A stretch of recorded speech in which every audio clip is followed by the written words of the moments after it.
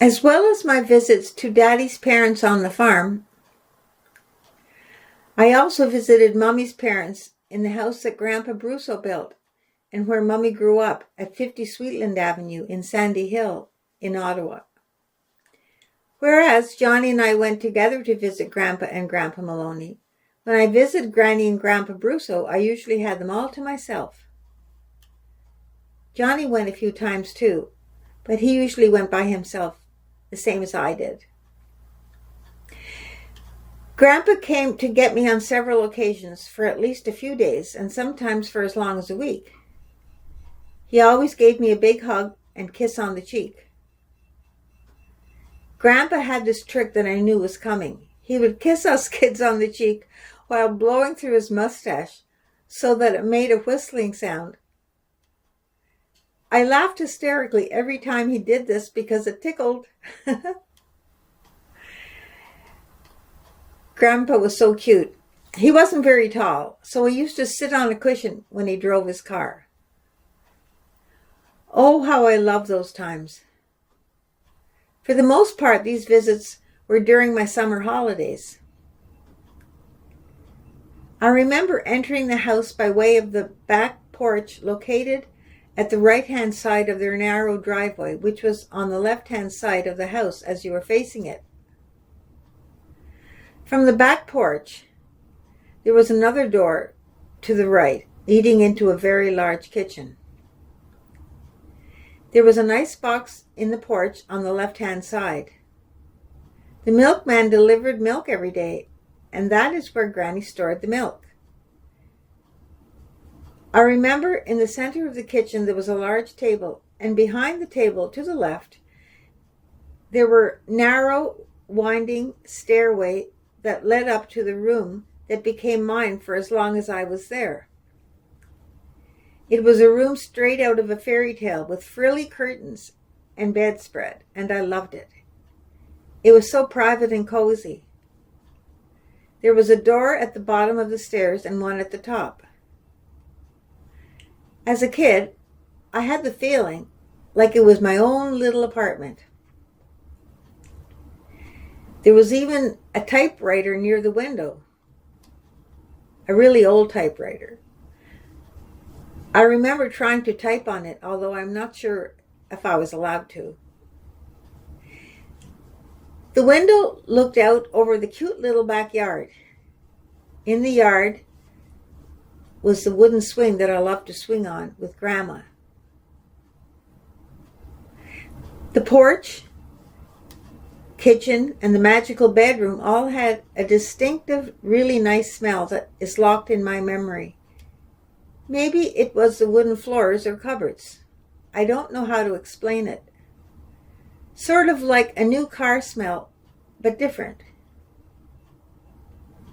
Grandpa spent a lot of time in the basement building wooden furniture, so that could be part of it. Anyways, Granny always had a big hug for me when I got there, and of course milk and cookies at the kitchen table. I remember taking milk and cookies down to the basement for Grandpa, too, when he was busy building a new piece of furniture, which was quite often. Milk and cookies were always a staple when visiting Granny and Grandpa, even when we got older. Sitting on the wooden swing in the backyard with Granny and sometimes Grandpa, and talking about anything and everything, especially Mummy, when she was growing up, was so much fun. I wish I could remember more of what we talked about. I think Grandpa made the swing. Aunt Adelaide, Granny's sister, lived on Nelson Street, which was parallel to Sweetland Avenue, and just one street west of it. Aunt Adelaide lived in the house directly behind Granny and Grandpa's. So, if Aunt Adelaide and Granny were both outside at the same time, they could have a chat at the back fence, and they usually did that. I remember going to visit Aunt Adelaide with Granny one time. I think we had to walk around the block to get there. I don't think there was a gate in the fence. Aunt Mary, who was another one of Granny's sister, lived in Granny and Grandpa's house, but she had her own little apartment.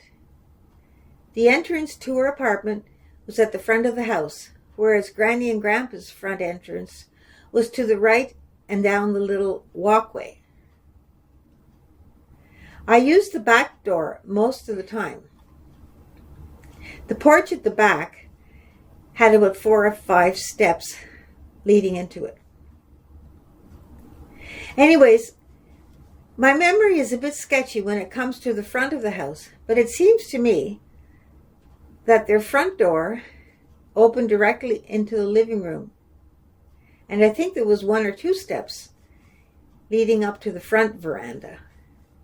Anyways, the first thing you would see when you walked through the door into the house was a very large grandfather clock, which was about 6 feet high and stood on the floor on the left-hand side against the wall.